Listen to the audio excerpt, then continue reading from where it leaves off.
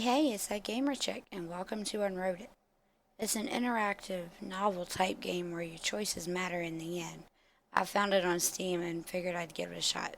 So let's jump right on in and play.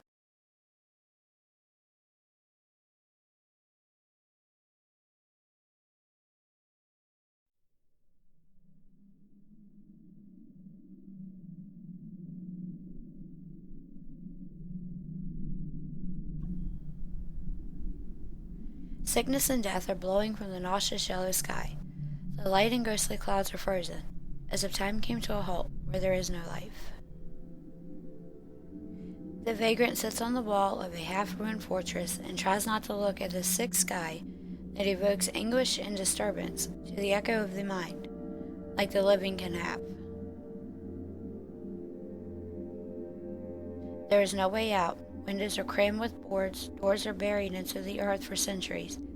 But he is in no hurry to leave. Day, week, month, he sits, looks away, and time starts to lose meaning, disappears, until the walls begin to crumble. Sooner or later he will fall, so it better be on his own terms and not from the fault of the crumbling stone. He rises to step forward. The wind doesn't whistle in the ears, eyes don't water. The ground is approaching, but the heart does not beat in fear. He falls to the dusty ground and crumbles like a bunch of bones, followed by the ringing sound of the armor, and then silence takes place. Slowly and indifferent, the vagrant sits down and begins to gather himself by the pieces. Wrist to a forearm, a hand to a clavicle, not a speck of blood to be seen. The vagrant creaks with his jaw. The war lasted for decades, and he was one of its many victims. When the king's armies started getting diminished, commanders of both sides sympathized with the otherworldly forces. Fallen warriors rose once again and charged into battle. They fought mindlessly, tirelessly. And yet the war saw its end. But her soldiers haven't. Only the lifeless lands of full dead men remain. The vagrant fed the fire with the orders issued to him before the first battle, threw out his helmet on which royal symbols once shined proudly, smeared in the resin clothes that were copying the colors of the once native land. For having forgotten someone's bright face 100 years ago, for that now he feels nothing except sore bitterness for that nauseous yellow sky. The magic of death has turned this world into a mass grave. How was he like before? The vagrant doesn't remember. The last thing memory clings to is the name. He had a name once, short, proud, sounding, simple and quite common, but it belonged to him. Name that no one needs. As well as torn, trampled flags that were left behind. He doesn't have the strength to be the man he once was, but he can still hold his sword with his hands, but not alone. No way. Loneliness is what drives him insane. It's not the fortress that no longer stand, not the lack of feelings, not the frozen time, but knowing himself alone, like if he was the last. Where is everyone? Ours, another's, no matter, if only they were here. With non-existent eyes, the vagrant observes the triumph of death at the desert field spreading far away. He must find the answer. The road stretches monotonously. The vagrant doesn't notice how the scenery changes. Abandoned settlements are passing by, and naked forests are grazing with the clouds.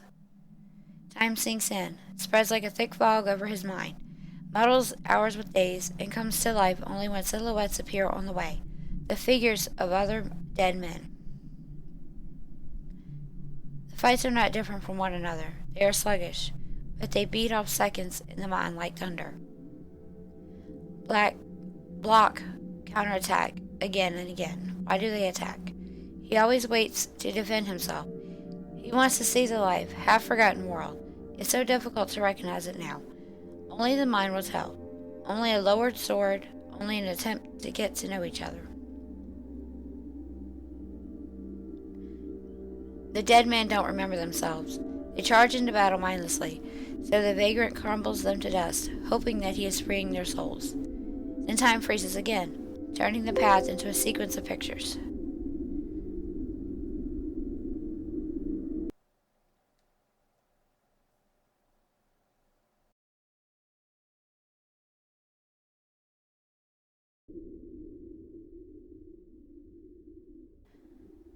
Black smoke splits the gloomy sky, and the vagrant follows it. He doesn't care about the way. Some part of him remembers the outlines of the hills, its borders. He leaves his kingdom, his home, and these thoughts suddenly become meaningless. There are no borders now, and he won't recognize his home as well. He desperately tries to call someone's bright face, and he can't. But does it mean anything now? Will the memories of happiness serve him well in this time, in this place? Will they give him a sense of time?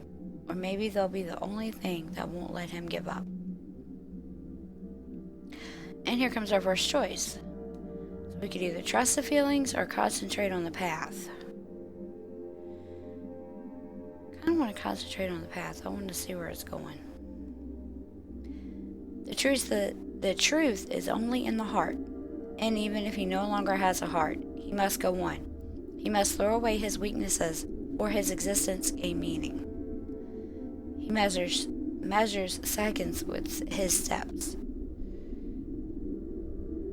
Coal ash is spreading in all directions.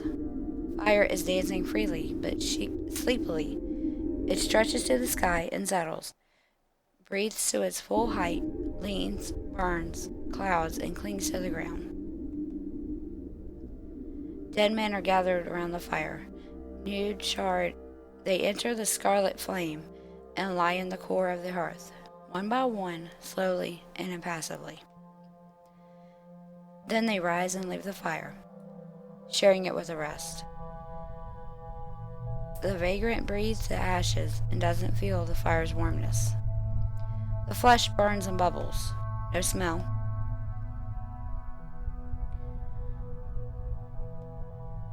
Dead men notice the vagrant, but don't stop. Only one of them still has a tongue left and tries to speak. The self-burners stand in line. His voice is dry. There is no sadness or pain in it, only indifference. The vagrant, what are you doing? The self-burners say, stand in line. We kill ourselves. We share the fire because there's no other one. We don't want to go anywhere. We don't want to look for another fire. After all, it is here, even if it is small. Some have already freed themselves. Others burn themselves little by little to give others a chance to die. What if the fire goes out? We need to share. Stand in line. So do we stand in line or do we refuse? I don't know what's going to happen if we refuse, but also kind of want to know what happens if we stand in line. So let's stand in line. Maybe this is the answer. Maybe the vagrant is losing himself. He doesn't want to be alone. This is madness. So he gets in the line. It rains. The sun dries the earth. But the vagrant stands in line obediently, motionless, among those like him. He examines them and gets calmer. When his turn comes, he undoubtedly enters the fire. Flames envelope him, burn his clothes and blacken his armor, all the way to his muscles. The bones start getting charred. He looks at his black wrist and doesn't attach any importance to it. Soon the bones will die too. He thinks so, but before his time is up, the fire dissipates. The vagrant leaves the fire in a hurry, yet it continues to melt. The flame slowly weakens until it is completely extinguished over time. This is his fault. Dead men are standing still for a long time, and then someone silently leaves. Someone falls to the ground. What else can they do? Alone again, the vagrant breaks down with a scream. The fire didn't even get close to his throat. His scream soars high into the sky and dissolves into silence. Then he, without saying goodbye, leaves too. The ashes last for a long while. It extends up to 3 rising suns, in which the vagrant hasn't noticed until now. Light and darkness used to be the same for him. Now he counts the days. At night, he decides to stop. He doesn't need to rest. but it makes the way easier. He looks at the stars and gives them names. Words are summoned up by themselves. Bird, Pearl, Virgo, Shield, and he gets tired. Morning leads him to a lifeless city. The fog winds over the thickets of a dry river. The vagrant raises his head with the hope of seeing a flag waving over the towers, but their silhouettes are still. He carefully invades the abode of calmness. Silence envelops the city. Only the sparse howling of the evil wind can be heard. This place is like an echo of a bygone time, and the vagrant decides to call it that way, echo. Perhaps when the city ends, the sadness that has settled in the heart will also disappear. Once this place brought people joy. Memories sneak up like an annoying melody. He repels them. This city. Apparently this is how his home looks now. Once the streets were full of life, now just ruins overgrown with moss. But this city can still be rebuilt. If people come back, they'll get beautiful lands. And the vagrant hopes they won't repeat the same mistakes. He stumbles over something and barely keeps himself away from falling. Lowering his gaze, he sees that a dead man is under some broken slabs that had blocked his way. The knee raised from a footboard slowly goes down. The vagrant, why have you done this? The vagrant examines the face under the helmet. Neither skin or muscles can be seen, only bones. The dead man can't answer. He doesn't even move.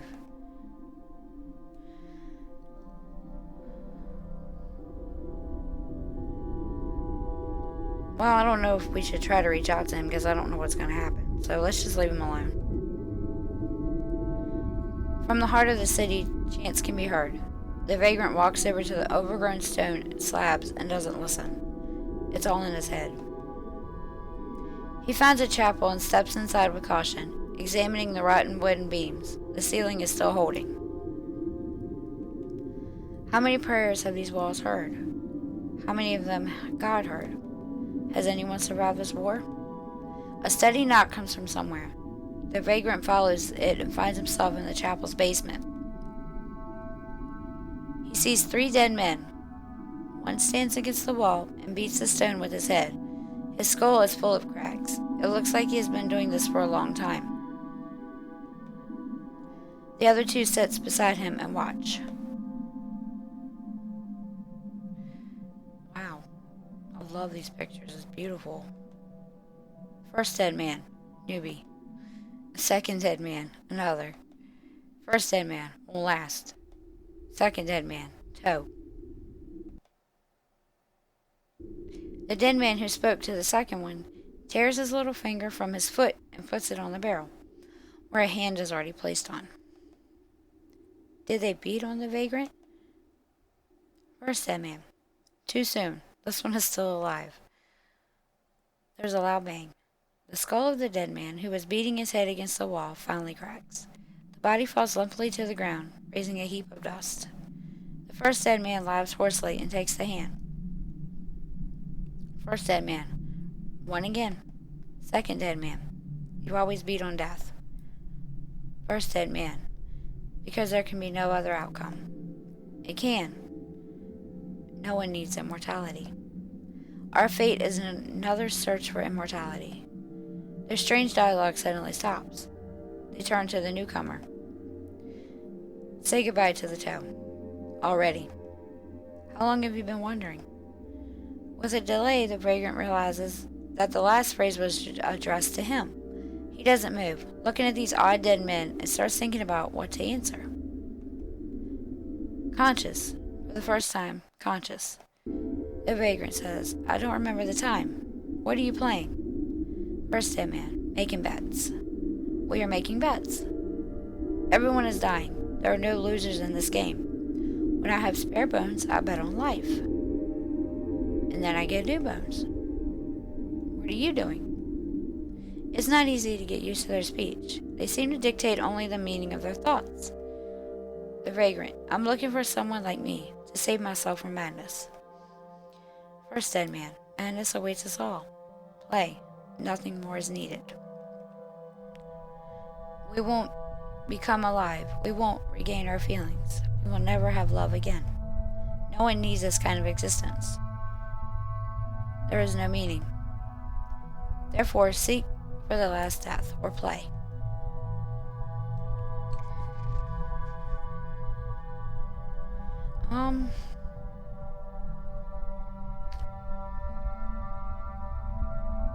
Let's argue. Let's see what their argument is. The vagrant. I will find my own meaning, and if it disappoints me, I'll look for another one. Because life is an opportunity to make a choice, and I won't deny my life as long as I remember who I am. After listening to him, the dead man remained silent for a long time, and then the second one takes his little finger back. Okay, I think we're just going to wrap it up here. I like this story. It's very interesting. I want to find out what happens next. I don't really know how long this game is, but y'all let me know if you want to see more. If you like it, hit that like button and don't forget to comment and subscribe. And I will catch y'all later. Bye-bye.